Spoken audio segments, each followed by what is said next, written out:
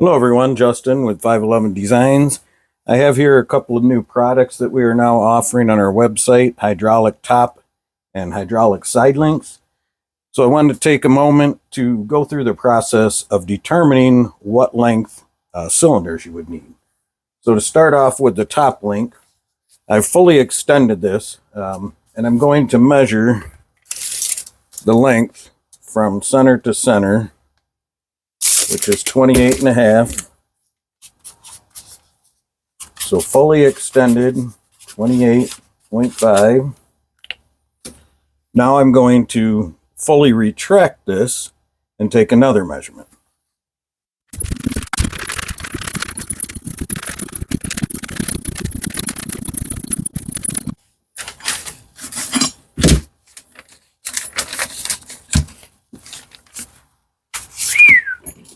That's a lot of cranking. Imagine doing that every time you need to switch attachments. So the fully retracted measurement is 19 and a half.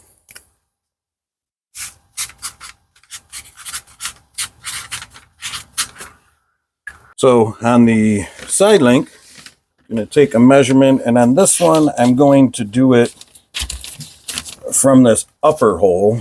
As you can see, there's two. And on the hydraulic cylinder, there's three. But I'm going to base it off of this upper hole, which is approximately 20 inches center to center.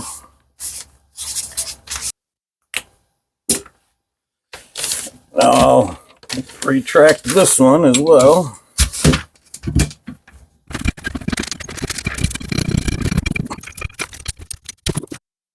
Alrighty. That was a bit of a workout. So now the fully retracted measurement on my side link is 15 and a half.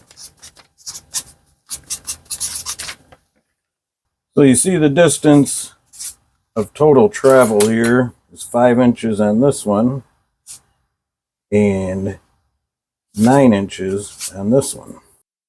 So what we want to try to do now is match up what our stock manual side link and top link with our hydraulic links. Now, our side links, we currently are only offering one cylinder, and that has a 4-inch stroke, and it goes from 16 inches to 20 inches. Now that measurement is from here.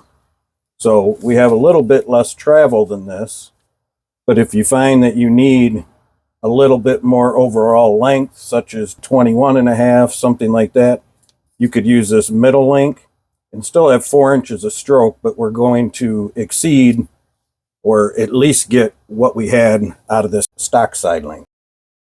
So there's some flexibility here. When we get up to the top link, we offer two different options: an 8-inch stroke cylinder, which goes from 18 to 26, which would fall inside of what our measurements were on this, so not quite as much fully extended, and also not as long when it's fully retracted.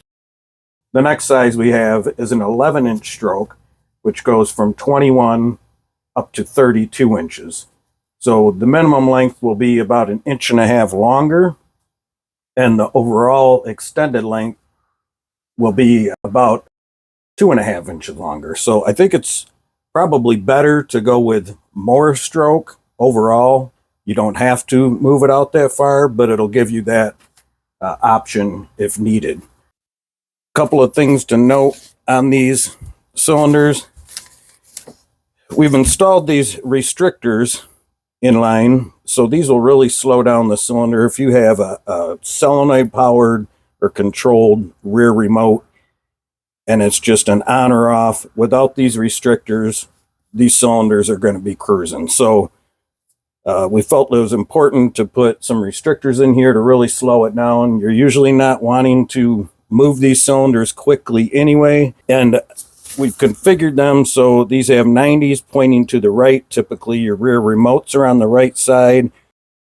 However, if you need to change this, you want to angle them slightly, you can just simply break this lock nut loose, turn the fitting, and then tighten it down. You could also reverse it and go this way.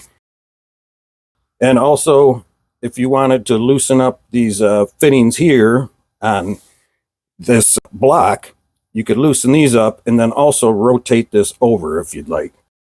Same thing on the side link. These will be pointing kind of at a 45-degree angle when they come to you. And same thing with this. You can rotate the block itself or the fittings. And if you find that you want a straight fitting or something would work better, please let us know. Any questions, you can always feel free to give us a call, 734-719-0311. I thank you for your time, and you have a great day.